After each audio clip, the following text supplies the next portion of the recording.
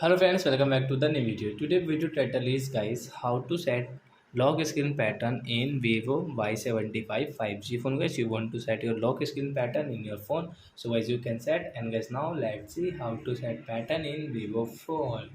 So guys, let's see guys. First of all guys, open your phone setting to set lock screen pattern. After that guys, click on security setting guys. This security setting guys, you can see guys. Guys, click on screen lock. After that guys, scroll and guys click on pattern, and guys choose any pattern which you like. So guys, we will take an example for guys this 100. Oh, guys. Next guys, draw pattern again guys, same, and confirm guys. Guys, now you can see guys pattern has set in our Vivo phone.